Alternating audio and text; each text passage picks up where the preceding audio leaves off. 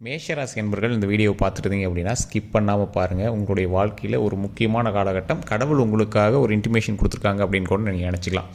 இந்த மேஷராசி இருக்கக்கூடிய நபர்கள் நான் சொல்லக்கூடிய ஒரு முக்கியமான மந்திரத்தை மறக்காமல் தினம் தினம் ஒரு 3 to 4 டைமாக சொல்லுங்கள். அது எந்த டைம் ஃப்ரீயாக இருந்தாலும் சரி, இந்த இடத்துல சொல்லணும் அந்த இடத்துல சொல்லணும் அப்படிலாம் எதுவுமே இல்லை. நீங்கள் எங்கே ஃப்ரீயாக இருந்தாலும் சரி இந்த விஷயத்தை கண்டிப்பாக சொல்லி பாருங்கள். ஓம் நவதுர்கையே போற்றி, ஓம் நவதுர்கையே போற்றி, ஓம் நவதுர்கையே போற்றி அப்படிங்கிற மந்திரத்தை நல்லா மைண்டில் ஞாபகம் வச்சுக்கோங்க. எந்த இடத்துல வேணாலும் உங்களுடைய ஃப்ரீ டைமில் நீங்கள் சொல்லலாம். மறக்காமல் இந்த கமெண்ட் செக்ஷனில் 3 டைம் பதிவிடுங்க. அதே மாதிரி இப்போ நான் சொல்லக்கூடிய விஷயம், நீங்கள் செய்யக்கூடிய விஷயம் என்ன அப்படிங்கிறத நான் சொல்கிறேன். இனி வரக்கூடிய 12 நாட்களில் உங்களுக்கு நடக்க போகிற ஒரு முக்கியமான ஒரு விஷயத்தையும் இந்த வீடியோவில் நான் பதிவிடுறேன்.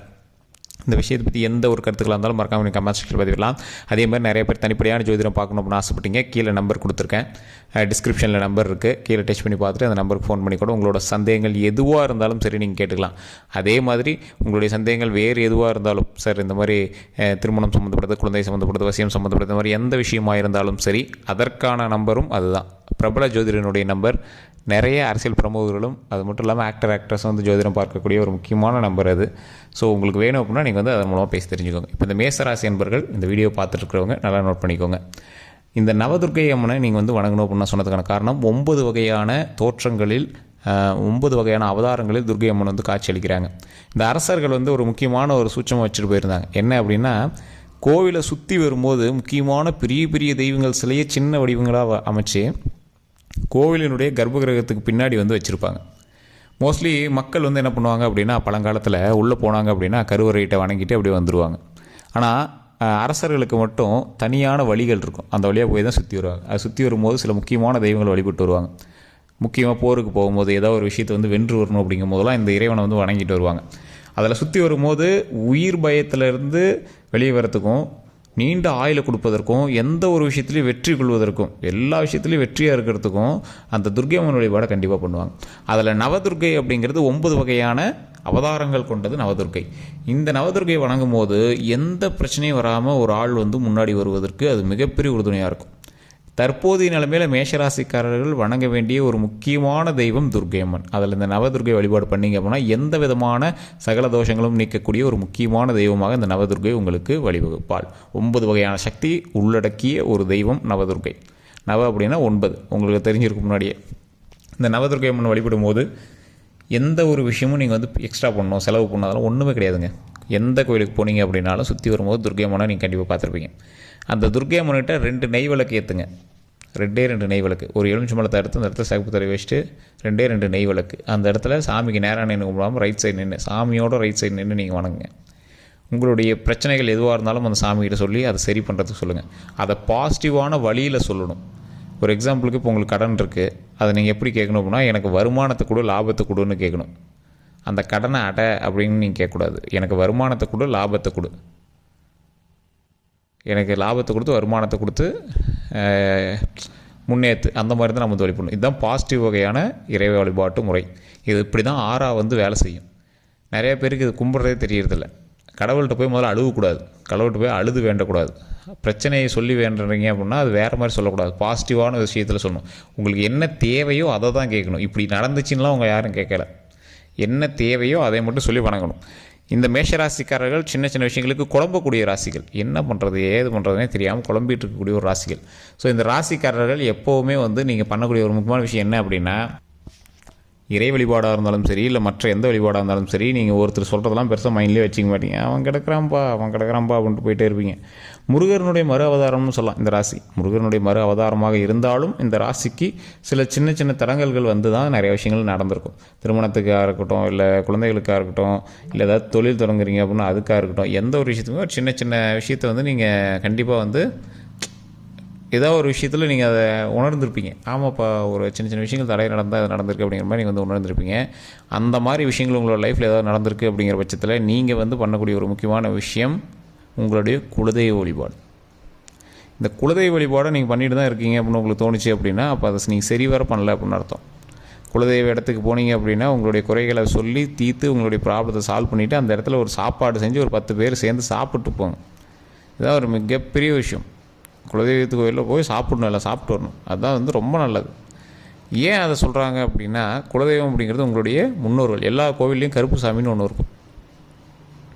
கருப்பு சாமி அப்படிங்கிறது எதுக்கு அப்படின்னா, உங்களுடைய தாத்தாவுக்கு நீங்கள் ஏதாவது சாமி கும்பிட்ருப்பீங்க, அவரோட அப்பாவுக்குலாம் நீங்கள் வந்து சாமி கும்பிட்டுருப்பீங்க. இப்படியே வம்சாவளியில் நிறையா பேர் இருந்திருப்பாங்க. அவங்கெல்லாம் ஒட்டுக்கா ஒரே இடத்துல வருடத்திற்கு ஒரு முறை வந்து வணங்கக்கூடிய ஒரு இடமாக, அவங்களுக்கு எல்லாத்துக்கும் படையல் போட்டு வணங்கக்கூடிய இடமாக இருப்பது தான் குலதெய்வ கோயில். அந்த குலதெய்வ கோயிலில் கருப்பு அப்படின்னு இருக்கும், கருப்பு சாமி இருக்கும். அதாவது வருஷத்துக்கு ஒரு தடவை கருப்பு கட்டுறது அப்படின்லாம் கிராமங்களில் இருக்கும். உங்களுக்கு தெரியுமா என்னன்னு தெரியல. அந்த மாதிரி கருப்பு கட்ட முடியாதவர்கள் அந்த கருப்பு சாமி கோவிலில் போய் வழிபட்டு வருவாங்க. எப்போவுமே இந்த கருப்பு சாமி கோவில் வந்து இந்த சென்ட்ரல் அந்த குலதெய்வத்துக்கு பக்கத்தில் தான் இருக்கும். சிலருக்கு கருப்பு சாமியே குலதெய்வமாக இருக்கும். ஸோ இந்த மாதிரி விஷயங்கள் நிறைய பேருக்கு தெரியறதில்ல. அதனால தான் வருடத்திற்கு ஒரு கூட கண்டிப்பாக போய் குலதெய்வ வழிபாடு பண்ணணும், கருப்பு சாமிக்கு படையல் போடணும் அப்படிங்கிறது நிறைய பேருக்கு தெரியறதில்ல. அதே மாதிரி ஒரு சின்ன ஒரு முக்கியமான விஷயம், இந்த மேஷ ராசிக்காரர்கள் தற்போதைய நிலைமையில் ஜாக்கிரதையாக இருக்க வேண்டிய சில முக்கியமான விஷயங்களும் இருக்குது.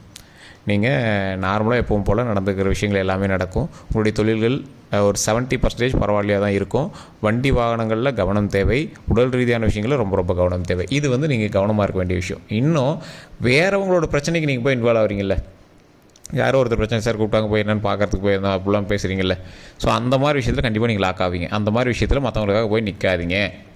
இல்லை சார் ஹெல்ப் பண்ணுறது நல்ல மனித இயல்பு தானே, ஓகே தான். ஆனால் அது உங்களுக்கு பிரச்சனை வராத போல் நீங்கள் வந்து அதை மூவ் பண்ணிக்கோங்க. தேவையில்லாத மற்றவர்களுக்காக சண்டை சச்சரவுகளில் தேவையில்லாத நீங்கள் வந்து உள்ள நுழைக்காதீங்க, மூக்க நுழைக்காதீங்க.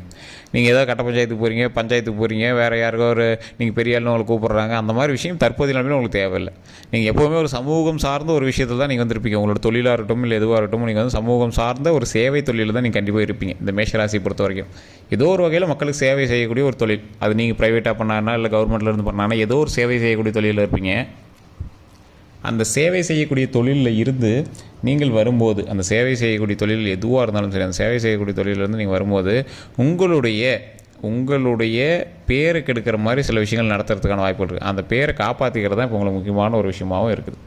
சார் என்ன சார் பண்ண போகிறாங்க, அவங்க என்ன பண்ணிவிடுவாங்க அதிகபட்சம் அப்படின்னா, ஒன்றும் கிடையாது சார். இப்போ நீங்கள் நார்மலாக ஒரு விஷயம் பண்ணிடுறீங்க அப்படின்னா, அந்த விஷயத்தை வந்து ஏதோ ஒரு தப்பு நடந்திருக்கு, அந்த தப்புக்கு நீங்கள் காரணமாகவே இல்லாமல் இருப்பீங்க. ஆனால் நீங்கள் வந்து உள்ளே அதில் இருந்ததுனால உங்கள் பேர் சேர்ந்து அடிப்படுறது.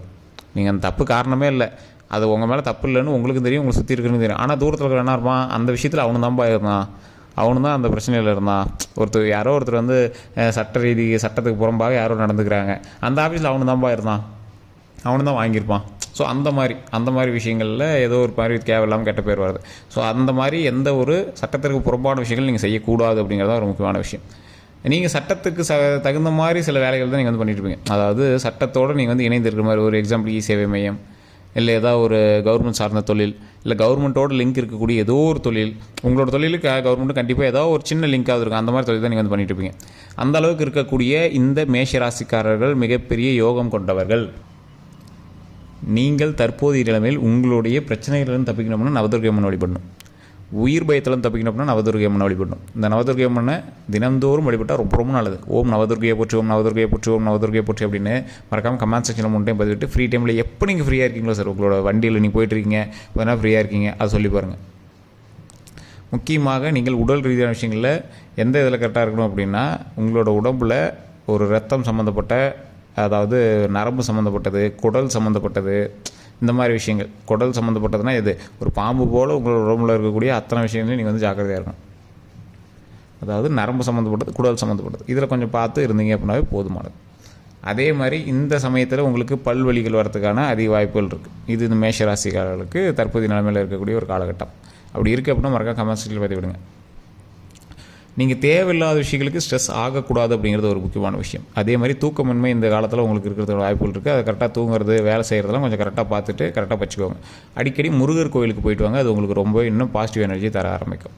கண்டிப்பாக நீங்கள் ஒரு 10 பேருக்காவது ஒரு தயிர் சாதமோ, புளி சாதமோ, எலுமிச்சை சாதமோ ஏதோ ஒன்று ஒரு 10 பேருக்காவது நீங்கள் வந்து கொடுக்கணும் இந்த காலகட்டத்தில். அது ஒரு பெரிய செலவுலாம் ஆகிடாது. அப்படி இல்லைனா வீட்டில் நீங்கள் ஒரு கப்பில் செஞ்சு கூட ஒரு சின்ன சின்ன தட்டத்தில் வச்சு அப்படியே ஒரு 10 பேருக்கு கொடுக்குற மாதிரி கூட நீங்கள் வந்து ரெடி பண்ணுங்கள். அது ரொம்பவே உங்களுக்கு வந்து மிகப்பெரிய புண்ணியத்தை தரும். நீங்கள் செய்யக்கூடிய எந்த ஒரு விஷயமா இருந்தாலும் தடை இல்லாமல் உருவாக்கும். அதே மாதிரி அரசாங்க தொழில் பரவாயில்லையா இருக்குது, தொழில் பண்ணுறவங்க கொஞ்சம் பார்த்து பண்ணுங்கள். பார்ட்னரோட தொழில் பண்ணிகிட்டு இருப்பீங்க, அந்த மாதிரி விஷயத்தில் கொஞ்சம் கவனம் தேவை. பார்ட்னர் மேலே ஓவர் நம்பிக்கை தேவையில்லை, ஓரளவுக்கு கரெக்டாக வச்சுக்கோங்க. அதே மாதிரி புதுசாக தொழில் தொடங்கலாம் அப்படின்னு ஆரம்பிங்க, அதிக முதலீடு போடுறது கொஞ்சம் யோசிச்சு பாருங்கள். தனிப்படையாக ஜோதிடத்தை செக் பண்ணிட்டு பண்ணுங்கள். தனிப்படையாக ஜோதிடம் பார்க்கும்போது உங்களுக்கு ஓரளவு லைட்டாக இதாக இருக்குது அப்படின்னா உங்கள் கூட இருக்கிறவங்க, உங்களோட பார்ட்னரோ இல்லை உங்கள் வீட்டில் இருக்கலாம், உங்களோட குழந்தையோட ஜாதகத்தை கண்டிப்பாக பார்த்துட்டு அதுக்கு மேலே பண்ணணும். அப்படி பார்க்கணும் அப்படின்னா கீழே கான்டாக்ட் நம்பர் டீட்டெயில்ஸ் கொடுத்துரும், ஜஸ்ட் நீங்கள் வந்து கால் பண்ணி கேட்டு தெரிஞ்சிக்கலாம். அதே மாதிரி இதுவரை உங்களுக்கு இருந்த தடைகள் நீங்கக்கூடிய ஒரு நேரம். தடைகள் நீங்கி நீங்கள் வந்து ஒரு புத்துணர்ச்சியாக நீங்கள் வந்து செயல்படக்கூடிய ஒரு முக்கியமான காலகட்டமாக வரக்கூடிய காலகட்டங்கள் அருமையான காலகட்டங்களாக வருகிறது, அருமையான காலகட்டங்களாக வரப்போகுது. ஸோ அதுக்கு தகுந்தாற் போல் நீங்கள் நடந்துக்கோங்க. வேறு ஏதாவது கருத்துக்கள் இருக்குது அப்படிங்கிற பட்சத்தில் கமெண்ட் செக்ஷனில் பதிவு விடுங்க. இதுவரை நம்ம சேனல் சப்ஸ்கிரைப் பண்ணாமல் தான் சப்ஸ்கிரைப் பண்ணிக்கோங்க, பக்கத்தில் பெல் பட்டன் மறக்காமல் ப்ரெஸ் பண்ணிக்கோங்க. ஃபேஸ்புக்கில் பார்த்துருக்கீங்க அப்படின்னா ஃபாலோ பண்ணிக்கோங்க. எல்லோருக்கும் நன்றி நண்பர்களே.